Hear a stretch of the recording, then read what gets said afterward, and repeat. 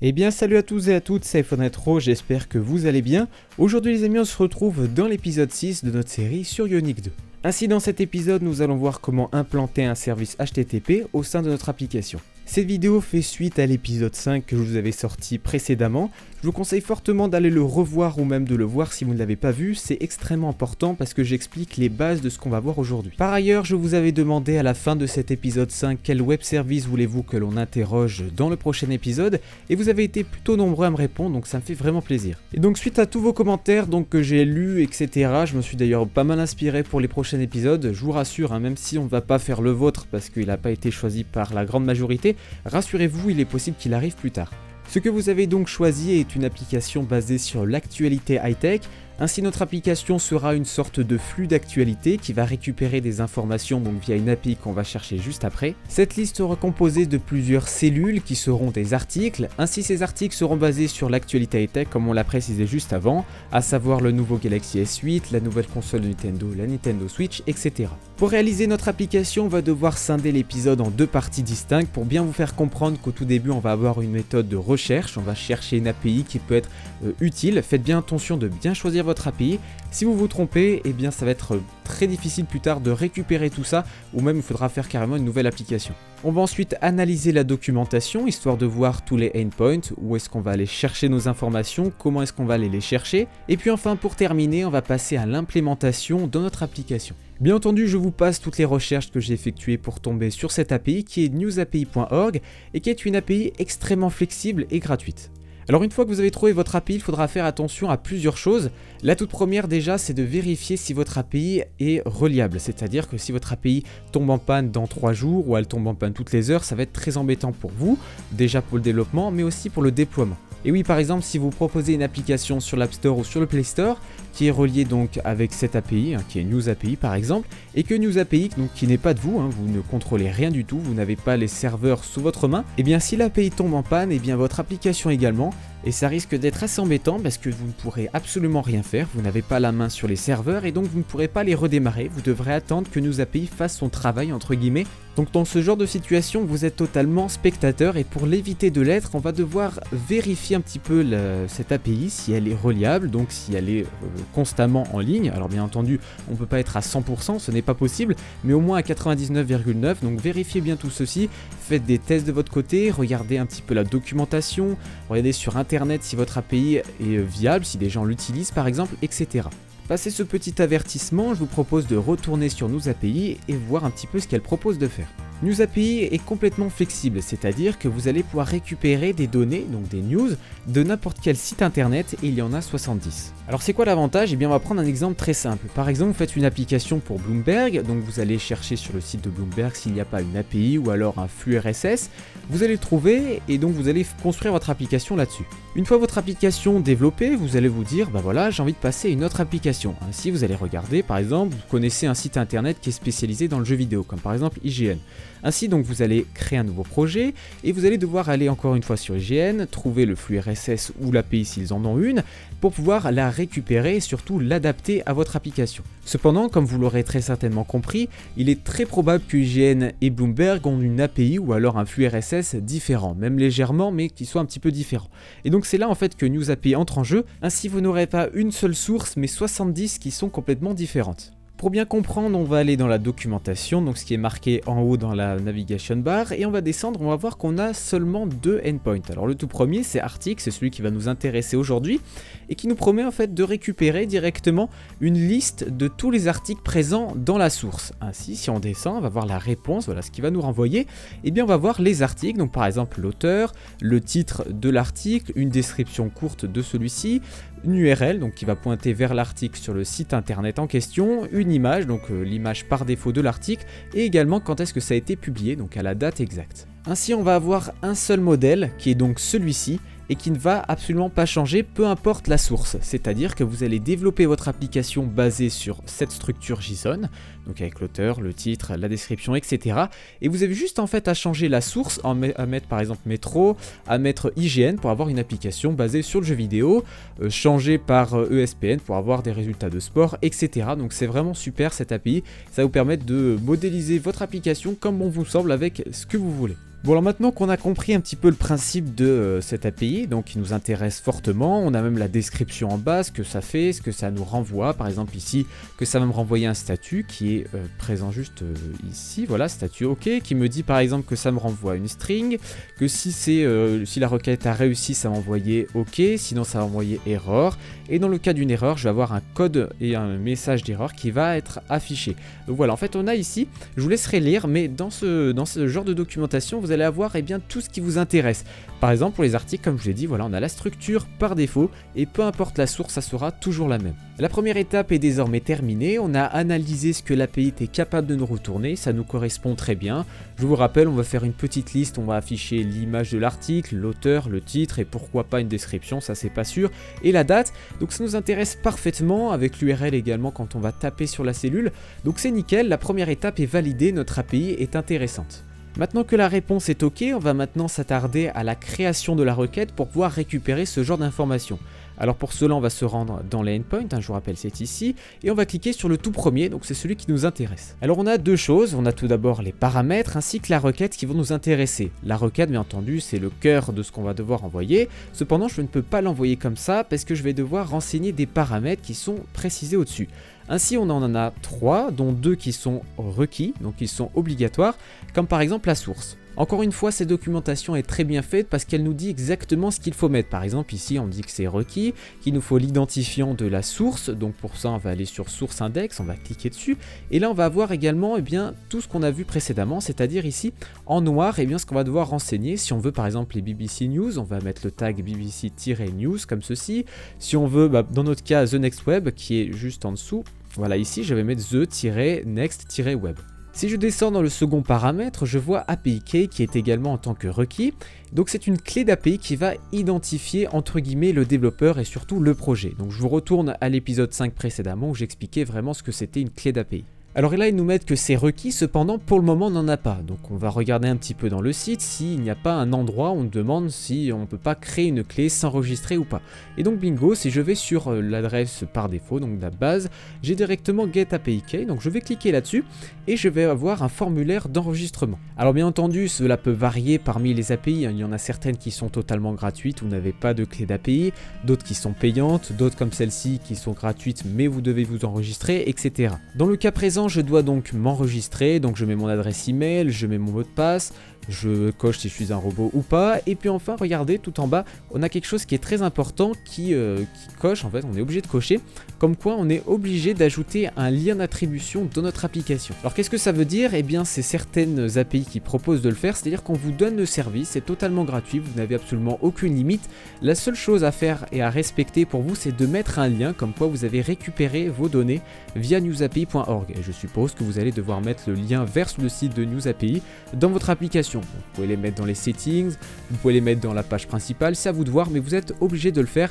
c'est une promesse que vous leur faites. Alors bien entendu, j'en vois certains qui vont mettre oui, mais si je le mets pas, on va pas le voir. C'est vrai, si votre application ne fait pas un carton, il y a de très faibles chances qu'ils le voient, et puis même ils s'en foutent complètement. Cependant, faites-le dans le sens où c'est un échange, ils vous proposent un service gratuitement, essayez de le rendre de façon facile, vous avez juste à mettre un lien, c'est pas grand chose du tout. Donc voilà, faites-le, c'est quand même quelque chose d'important et vous allez voir que dans pas mal d'API ou pas mal de services, on va devoir le faire également. Ainsi, je vous propose de vous enregistrer, de créer votre mot de passe et de créer donc votre compte, et on se retrouve juste après une fois que vous aurez en main votre clé d'API. Pour ma part, c'est fait, je suis enregistré sur le site et j'ai directement accès à ma clé d'API, donc je vais double-cliquer dessus et je vais la copier-coller, on en aura besoin plus tard. On arrive maintenant dans les dernières étapes de l'API, on va vérifier si tout fonctionne bien, et pour cela je vous propose de télécharger un logiciel de client HTTP qui va nous permettre de créer nos requêtes et de voir ce qu'elles nous retournent précisément. Alors il existe beaucoup de logiciels qui permettent de faire ce genre de choses, comme par exemple Postman qui est gratuit et disponible sur le Google Chrome Store. Une fois que votre Postman est lancé, on va retourner sur NewsAPI et on va retourner encore une fois dans la documentation, on va aller dans les endpoints, je vais la refaire comme ça vous voyez bien, donc dans endpoint, on va prendre le tout premier, on va aller dans la requête et si normalement vous êtes connecté avec votre adresse email, vous allez directement récupérer la requête, on va faire un copier-coller, on va dans Postman, on la met ici. faites bien attention d'avoir get ici et on fait send. Alors si jamais ça ne fonctionne pas, vérifiez en appuyant sur param que vous avez bien votre API key qui est présente ici, que vous avez bien également la source, donc pour notre cas ça va être the-next-web, bien entendu retournez sur la page précédente pour d'autres sources si ça vous intéresse également, et le sort by permet de sortir justement les articles par les derniers, les plus populaires, etc. Je vous renvoie à la documentation pour plus de détails là-dessus. Une fois que ça c'est fait, eh bien, on peut visualiser directement que la requête a bien fonctionné, donc j'ai bien directement mes articles, l'auteur, le titre, etc. Donc c'est plutôt intéressant, j'en récupère 10 si je dis pas de bêtises, donc pour notre cas ça nous suffit amplement et on va maintenant pouvoir l'utiliser. On se retrouve maintenant dans notre développement d'application. En effet, je vous propose tout d'abord de créer un nouveau projet vide, donc pour ma part Ionic Start, le nom de mon application blank-v2. Vous installez tout ça, vous lancez un Ionic Serve, vous mettez en place votre éditeur de texte, Atom ou Visual Studio Code par exemple, et on se retrouve juste après. Bon alors les amis, la première chose à faire tout d'abord c'est de générer un petit peu mieux l'arborescence. En effet, donc on a app, assets, page, thème, etc. Mais nous ce qu'on va devoir faire c'est rajouter un nouveau dossier. Donc on va faire clic droit, nouveau dossier qu'on va nommer service avec un S. Je me permets d'intervenir juste 2-3 petites secondes, j'étais en train de faire le montage, je me suis rendu compte que j'avais pas bien expliqué pourquoi j'avais créé un nouveau dossier service au sein de mon nouveau projet. Il faut savoir que chaque service que vous allez utiliser, que ce soit Yahoo Météo, News API ou alors Google Maps par exemple, va être dans un fichier séparé. Ainsi on va mettre tous les endpoints de News API dans le fichier News API service, on va mettre tous les endpoints de Yahoo Météo dans le fichier Yahoo Météo service, etc. On veut faire un service par rapport à newsapi.org, donc on va faire un clic droit, nouveau fichier, et on va écrire le nom de notre fichier. Donc pour ça on va faire newsapi.service.ts, voilà, comme ceci, et entrer. Si possible, essayez toujours maintenant de garder en tête cette notation, à savoir le nom de votre service, donc News API, point le type de classe que vous êtes en train de faire, donc pour nous c'est un service, point .ts pour le TypeScript. Alors voilà à quoi ressemblera notre classe par défaut. Donc là c'est une sorte de squelette, donc je vais vous expliquer très vite fait à quoi ça correspond. Alors je ne l'ai pas tapé devant vous parce que c'était un petit peu long, cependant vous retrouverez ce squelette là dans la description de la vidéo et ça vous permettra de partir sur un nouveau service très rapidement en faisant un copier-coller tout simplement. La première chose à faire c'est d'intégrer directement les composants donc du cœur de Angular, comme par exemple injectable, HTTP qui va nous permettre de faire les requêtes HTTP, mais également de bien modifier ceci. Donc vous mettez ici votre nom d'API, donc pour notre part c'est News API, si c'était Yahoo vous mettez Yahoo Service par exemple, Yahoo Météo c'est même mieux, voilà, Yahoo Météo Service, Google Maps Service, etc. Encore une fois essayez de garder toujours la même notation. Bon, vous en doutez, on ne peut pas laisser la classe telle quelle, il n'y a absolument rien dedans, on a juste déclaré la base. Cependant, on va commencer directement par créer un attribut privé qui va être la base d'URL de notre service. Comme je vous l'avais dit dans l'épisode précédent, l'URL de base c'est ceci, donc on va aller récupérer ça et on va la mentionner directement dans un attribut privé, donc private, base URL, voilà comme ceci. Vous pouvez le préciser en tant que string mais c'est pas obligatoire. Et ici on va y préciser ce qu'on a copié-collé tout simplement. Passons maintenant aux méthodes publiques qui vont permettre de dire exactement ce qu'on va faire dans cette API. En effet, cette API possède deux endpoints, le premier c'est pour récupérer des articles et le second pour récupérer les sources. Nous avons dit que nous intéressons uniquement au tout premier qui est article, donc nous ce qu'on veut faire c'est tout simplement récupérer des articles. Donc on va faire public get articles, voilà comme ceci, et on ouvre les accolades. Nos articles, on va pouvoir les récupérer via différentes sources, donc ça serait plutôt intéressant de le préciser dans une variable. Donc pour cela, on va taper ce qui nous intéresse le mieux, donc nous c'est the next web, donc the-next web, et on va déclarer ça en tant qu'attribut, j'ai oublié de le faire juste avant, donc private, on va mettre source, voilà comme ceci, on peut le préciser en tant que string, je vais mettre un espace, c'est préférable, et on va mettre the-next-web. Comme ceci, hop, le point virgule qui se met à la fin. Bon, voilà pour ce qui est de notre base, de notre service. Là, on a vraiment fait la base. Cependant, ça ne fonctionnera toujours pas parce qu'on va devoir modéliser les données. Modéliser notre JSON va dire en gros qu'on va définir notre structure au sein de notre application pour que l'application, eh bien, elle sache à quoi s'attendre. Elle sait par exemple que statut c'est une string, elle sait que sort by c'est une string aussi, etc. Pour vous imaginer un petit peu la chose, c'est comme si vous passez le bac et on vous dit ce que vous allez devoir réviser. Vous savez que vous allez être interrogé sur les maths, de la physique, du français, etc. Eh bien c'est exactement la même chose. Ici on va lui dire attention, tu vas recevoir un statut qui est en string, attention, tu vas recevoir une source qui est en string, un article qui est de type tableau, etc. Et c'est là où on se rend compte que la documentation est juste parfaite parce qu'on a toutes les informations à notre disposition pour créer notre modèle. Alors petit tips aussi, si jamais la documentation n'est pas super bien fournie, vous allez le site JSONeditoronline.org qui est super intéressant. Vous y copiez-collez à gauche votre JSON brut et vous faites la petite flèche ici, ça va vous le traduire directement en architecture. Et ce qui est cool, c'est que par exemple, dès que je vais aller dans 0, donc dans mon article, je vais avoir directement un code couleur et je sais que vert c'est une string, donc voilà, je peux faire à peu près la même chose. Hein. Par exemple ici, regardez, auteur c'est une string, en fait c'est tous des strings. Et si je retourne où j'étais, donc c'était là, voilà, directement, et bien là j'ai bien tout en vert, donc c'est bien tous des strings. Ça permet d'avoir une sorte de mini documentation si jamais vous n'en avez pas sur une autre API. Bref, nous on va se baser sur la documentation parce qu'elle est plutôt bien fournie. Alors pour cela, on va créer dedans notre application un nouveau dossier qu'on va appeler modèle, parce qu'il y en aura plusieurs, et on fait entrer. Ici, on va faire un clic droit, nouveau fichier, et on va déclarer le tout premier qui sera newsapi-global.model.ts. À l'intérieur, on va créer une nouvelle classe qu'on va appeler newsAPI global, donc faites bien attention à ceci. Et puis on va donc déclarer eh bien, tout ce qui est en fait à gauche, donc on va faire une recopie. Par exemple, on sait que directement on a statut, donc on va taper statut, on sait que c'est une string, hop, comme ceci, et on fait point virgule. On va faire exactement la même chose pour les autres, donc source, string, point virgule, on a sort by. Alors faites bien attention à bien recopier exactement comme c'est marqué en documentation, c'est très important. Pour le cas de variables de base, string, int, boolean, etc., c'est très simple. Cependant, quand j'arrive sur un tableau d'objets, ou même d'autres objets, directement, je suis un petit peu plus embêté. Ainsi, comme on peut le constater, article est un tableau qui contient des objets qui sont constitués de auteur, description, titre, et on retrouve exactement la même chose, string, donc ça sera aucun souci. Donc ce qu'on va faire ici, c'est qu'on va créer un nouveau modèle qu'on va appeler newsAPI, par exemple, article. Voilà, comme ceci, article.model.ts. À l'intérieur de celle-ci, on va y déclarer tout ceci, donc je vous laisse le faire, à savoir auteur, je vais faire le premier que vous, string, etc. et on les liste tous. Voilà, maintenant que ça c'est fait, on a donc deux classes, on a le global qui va englober justement les articles. Cependant, on n'a toujours pas fait le lien et je vous propose qu'on le fasse, donc on va retourner dans le global et on va importer ce qu'on a fait avant. Donc on va faire import, on va mettre les crochets comme ceci et on va mettre le nom de la classe article, donc on va copier-coller ça, hop, on va le mettre ici, from, et là vous allez mettre où est-ce qu'il est, donc vous mettez juste simplement le nom de votre fichier. Pour cela, rien de plus simple, vous mettez // parce qu'on est dans le même répertoire, vous mettez ensuite le nom du fichier de article, donc pour moi j'ai mis newsapi-article.model sans le ts, c'est très important. Et puis maintenant qu'on a importé notre classe, on va devoir la spécifier dans notre modèle, et donc on va récupérer directement article qui est de type tableau, on va y préciser que c'est un tableau de newsAPI article, voilà comme ceci, et on dit que c'est un tableau, voilà.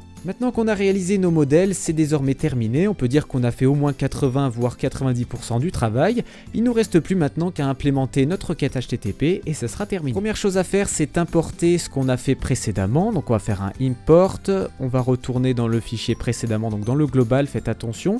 Vous récupérez le nom de votre classe globale, vous le mettez ici, from, et là vous allez devoir trouver le répertoire où ça se situe. Donc pour ma part, je suis dans service, donc je vais revenir de 1, je vais ensuite aller dans modèle, / et je vais récupérer news API, donc là il faut faire attention à ne pas se tromper, global.model sans le ts. Et normalement, si vous passez votre souris, vous allez avoir module, etc. Et ça devrait normalement fonctionner. On retourne maintenant dans notre méthode publique getArticles et on va devoir la modifier un petit peu pour pouvoir justement implanter le service HTTP. Première chose à faire, c'est de créer notre URL vraiment par défaut en y récupérant la base et la source. Pour cela, donc, on va déclarer une nouvelle constante qu'on va appeler URL et dedans, on va y mettre des cotes inversées, voilà, comme ceci. Alors sur votre clavier Mac, c'est juste en dessous, juste à côté, pardon, de la touche entrée à gauche. Et là-dedans, on va y déclarer donc notre toute première variable. Alors pour cela, on va mettre, voilà, comme ceci, des cotes. Et on va y préciser la variable de base, déjà pour commencer. Ce qu'on est en train de faire ici, c'est de construire l'URL de base. C'est-à-dire qu'en gros, avec les données qu'on a juste avant, construire ceci. Donc on a déjà la première chose, à savoir jusqu'à V1, donc ceci on l'a déjà. Donc on va rajouter ensuite ceci, hop, égal, on le rajoute ici. Et on va rajouter ensuite ce qu'on a dans la source, donc on va mettre encore une fois le $, on va mettre nos accolades et on va mettre this.source directement. Pour faire simple, le accolade et le dollar permet de placer une variable directement pour les personnes qui n'ont pas très bien suivi. C'est-à-dire que ça revient un petit peu à la même chose que si je fais juste en dessous par exemple, ça fait un petit peu la même chose que si je faisais URL est égal à this.baseURL plus que je mets directement article, point interrogation, source égale, et on va mettre le dernier plus this.source. Voilà, ça revient exactement la même chose que ça. Cependant, c'est un petit peu plus concis et ça permet d'avoir les deux en un, donc directement avec le accolade. Donc c'est une petite astuce, qui peut vous simplifier la vie. Bon, maintenant, je vous propose de retourner à nouveau parce qu'on n'a pas fini. On vient de mettre la source, donc ça, c'est positionné. On va mettre le sort by directement et API key jusqu'à ici. Hop, donc on va faire un copier-coller là. Et cependant, on se rend compte maintenant qu'on n'a pas l'API key, donc ça serait intéressant de la positionner. J'ai complètement oublié aussi. Donc on va mettre API key en tant que attribut privé égal, et je vais mettre mon API key qui est disponible ici. Hop, voilà. Et directement, je vais pouvoir la renseigner via un dollar et des accolades. Voilà, et je ferme l'accolade comme ceci. J'ai oublié le this, par contre, this.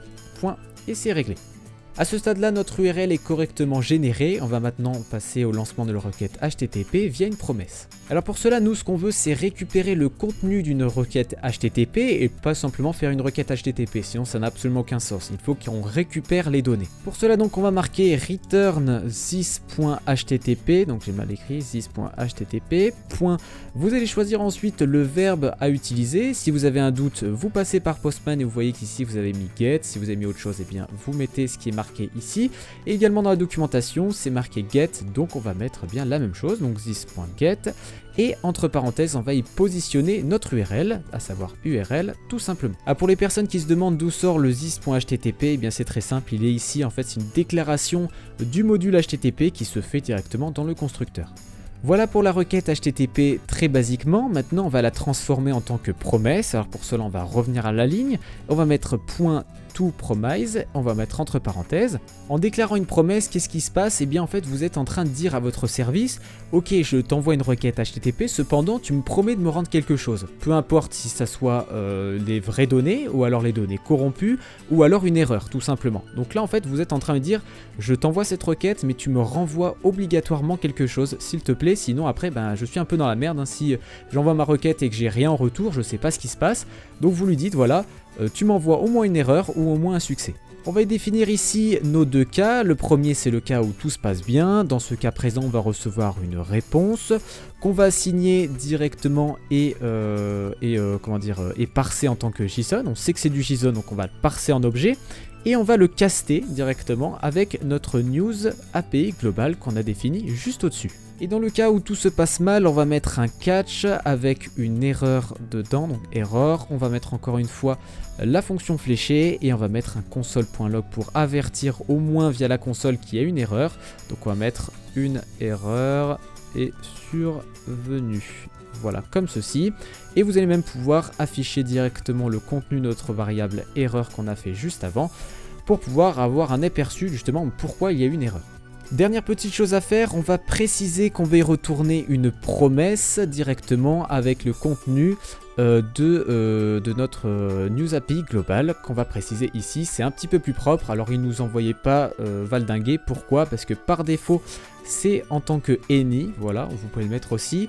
Any signifie tout objet, c'est-à-dire que je récupère vraiment tout ce que je veux. Ça peut être un JSON qui n'a absolument rien à voir. Nous, ce qu'on veut lui préciser, c'est vraiment précisément une promesse qui va nous retourner des News API global. On sait que c'est ça, donc on va le préciser, c'est mieux. Alors je récapitule très vite fait pour les personnes qui sont un petit peu perdues via les promesses, c'est un petit peu difficile entre guillemets à comprendre au début. Donc ce qu'on a fait ici, c'est qu'on a déclaré une URL, donc on a assigné nos contenus. Donc c'est-à-dire que pour bien comprendre, vous avez juste à remplacer this base URL par ce qui est marqué en haut et vous mettez ensuite article. Donc en fait c'est comme si on collait tous les bouts qu'on a mis juste au-dessus. Ensuite, une fois qu'on a fait ça, on a retourné une promesse, donc c'est un objet promesse qui va contenir ce qu'on cherche. On va donc ensuite balancer une requête HTTP vers l'URL qu'on a générée juste au-dessus. On va lui dire une promesse, c'est-à-dire que je te balance cette URL, cependant tu as deux choix, soit tu m'envoies une erreur, soit tu me renvoies le bon résultat. Et c'est ce qu'on fait actuellement ici. Le premier cas, on gère si tout fonctionne bien. Dans le cas présent, on va récupérer la réponse qui est de type texte. Je vous le rappelle, c'est ceci. Donc, oula, j'ai cliqué sur mauvais. Donc ça, c'est du texte, tout simplement, du JSON en texte, si vous préférez. Et on va donc le parser en tant que News API Global. Je vous le rappelle, c'est le modèle qu'on a créé juste avant. Bon, et bien voilà pour le service. Je vous propose maintenant qu'on l'incorpore dans notre application, parce que là, pour le moment, notre classe est déclarée. Cependant, elle ne sert à rien. En effet, on n'a pas dit qu'elle était présente dans notre application. Donc, on va aller dans le app, dans le dossier app.module.ts et on va l'importer ici. Donc pour cela, rien de plus simple. Vous reprenez un petit peu la même chose qu'on a fait juste avant, à savoir vous mettez la classe qui est présente ici. Et vous mettez l'endroit où est votre service. Donc pour ma part, il est, je retourne en arrière, je vais dans service slash et il s'appelle newsapi.service et il est reconnu directement. Alors cette fois-ci, on ne va pas le mettre dans import ou alors dans déclaration, on va cette fois-ci le mettre dans provider. On va le mettre voilà tout en haut si ça vous convient. Hop, et on rajoute la virgule. Voilà votre stade là, normalement tout fonctionne. On va tester tout ceci en l'important dans notre page en effet, parce que là ce qu'on vient de faire c'est directement déclarer comment est-ce qu'on va faire notre service, faire nos requêtes, etc. Mais on devrait les récupérer et les afficher. Donc pour cela on va le faire dans le home.ts. Donc on va re-importer une nouvelle fois notre service. Alors voilà, je viens de le faire, donc faites bien attention à bien vous déplacer dans les bons répertoires, c'est un petit peu délicat. On sait que par exemple ici je suis dans Home, donc je retourne une fois, j'atterris dans Page, je retourne encore une fois, j'atterris cette fois-ci dans le Route, et je peux me diriger directement dans Service et newsservice.api. On va également importer notre modèle parce que ça va être intéressant pour créer une nouvelle variable, donc je vous laisse faire également. Voilà pour le modèle, il est désormais déclaré en haut. Maintenant, la dernière chose à faire au niveau du service, ça va être de créer bien directement la variable. Alors pour cela, enfin l'attribut pour être précis. Donc on va mettre private news API service, donc vous écrivez à peu près la même chose qu'au-dessus, sauf que moi personnellement j'enlève toujours la première majuscule, et je vais le déclarer en tant que service, en tant que la classe qu'on a créée juste avant, et je sauvegarde. La dernière chose à faire, c'est de déclarer directement notre variable, notre modèle qui va récupérer les données. Alors pour cela on va l'appeler news, et on va le mettre en tant que modèle juste au-dessus, point virgule. Voilà pour ce qui est de la base. Maintenant je vous propose de directement dans le constructeur d'aller taper dans notre service. Alors on va mettre this.newsAPI service, donc c'est ce qu'on a déclaré dans le constructeur juste au-dessus. Si dans le cas on a bien fait notre travail, dès qu'on appuie sur point, on devrait voir la méthode publique getArticle. On va cliquer dessus, on va ensuite ouvrir les parenthèses. On revient ensuite à la ligne. Dans le cas où tout se déroule bien, on va mettre un zen, on va mettre newsFetched comme ceci. Hop, on va mettre notre fonction fléchée. Et cette fois-ci, on va faire l'assignation donc à nos news qu'on a déclaré en tant que public en haut. On va mettre égal newsFetched qu'on a récupéré via notre service. Alors il y a une petite chose qu'on peut faire également pour rajouter un petit peu plus d'espace. On peut rajouter des accolades comme ceci. Hop, voilà, on peut revenir maintenant à la ligne. Hop, comme ceci. Vous allez comprendre pourquoi je fais ça. Pour directement mettre un console log pour voir si ça a bien fonctionné. Hop, this.news, alors cette fois-ci j'affiche celles qu'on va assigner, qui sont encore une fois déclarées dans notre classe. On sauvegarde et on va tester tout ça. Alors si vous avez la même erreur que moi, à savoir no provider for HTTP, il faut retourner dans le app.module, on va modifier, on va rajouter surtout un nouvel import qui est HTTP module de Angular HTTP, et vous allez l'importer directement donc dans import cette fois-ci, pas dans provider, attention, et on met une virgule et on sauvegarde et normalement ça devrait être réglé. Alors maintenant, si on va dans console, on devrait voir cette fois-ci un object. Hop, on va cliquer dessus et cette fois-ci, on a bien en fait tous nos articles qui sont directement récupérés. Vous pouvez voir, on a exactement la même chose qu'on avait sur le JSON Editor ou même sur Postman. Donc les données sont bien créées et récupérées dans l'application. Il suffit juste maintenant de les exploiter. Après diverses recherches sur la documentation de Ionic, je suis tombé sur les Yoncards qui me semblent intéressantes pour notre projet. En effet, on peut y positionner la photo de l'article, le nom de l'article, la description et pourquoi pas après des boutons pour pouvoir l'ouvrir par exemple. Ainsi, je vous invite à copier-coller ce code-ci et on va le renseigner dans le home.html. Donc on va remplacer le ion content, on va enlever le padding qui sert à rien pour notre part et on va y positionner notre Yoncard au milieu. Si on rafraîchit notre application, on constate qu'on n'a qu'une seule carte, donc le but ça va d'en faire plusieurs et surtout de les remplir avec les données qu'on a récupérées. Alors pour cela, vraiment rien de plus simple, on va aller dans YonCard, on va rajouter un ng_for comme ceci, égal, on va y déclarer une variable constante qui sera article, donc le let pour dire que c'est constant, off, on va mettre notre tableau, donc c'est news.article. Pourquoi j'ai mis ça? Et bien regardez, dans ce qu'on récupère, on a un objet, donc c'est celui qui s'appelle news, il est ici. Donc voilà, donc dans notre variable news, je vous rappelle qu'on a une clé qui est article, donc une valeur article où dedans on a un tableau, donc c'est ça qu'en fait que je vais aller chercher. Donc je vais mettre news.article, je vais sauvegarder. Il est possible qu'on ait une erreur, pourquoi? Et bien tout simplement parce que quand vous allez faire votre requête dans le constructeur, cette dernière va prendre un petit temps, que ce soit en microsecondes ou même en secondes, ça dépendra de votre réseau. Et bien pendant ce temps-là, this.news n'est pas initialisé, donc c'est ce qu'on va faire. On va l'initialiser directement en haut, donc on va mettre new news API global, on ouvre ça, ça va aller dans le constructeur par défaut, et normalement si on compile, ça devrait bien fonctionner. Comme vous pouvez le constater, j'ai donc bien mes différentes cartes, il suffit juste maintenant que je rajoute le titre, la description et l'image de l'article. Pour connaître toutes ces informations, je vais encore une fois m'aider de la console, je vais aller dans le tout premier, et je peux donc voir que la description et l'article, enfin pour l'article c'est title, donc on va le faire ensemble. Hop, je vais remplacer ça directement, je mets deux accolades comme d'habitude, je mets article.title tout simplement, et si je sauvegarde, j'ai au moins les articles qui sont bien mis en place, comme vous pouvez le voir ici, donc ça c'est parfait. Pour le reste, j'ai ensuite URL to image qui représente donc l'image de l'article, donc cette fois-ci on va mettre entre crochets source, comme ça au moins je peux directement y positionner ma variable de TypeScript ici, donc hop, c'est URL to image, et on va faire directement le dernier qui est celui-ci, article, voilà, point description. Hop, je sauvegarde et normalement tout devrait correctement fonctionner. Et voilà, donc comme je vous l'avais dit, ça fonctionne super bien, je peux visualiser tous les articles disponibles sur le site The Next Web, et pour vous prouver que tout fonctionne bien, je suis allé sur le site The Next Web et on a bien directement les mêmes choses, à savoir Reddit quelque chose, Visual Effects avec le dinosaure, etc.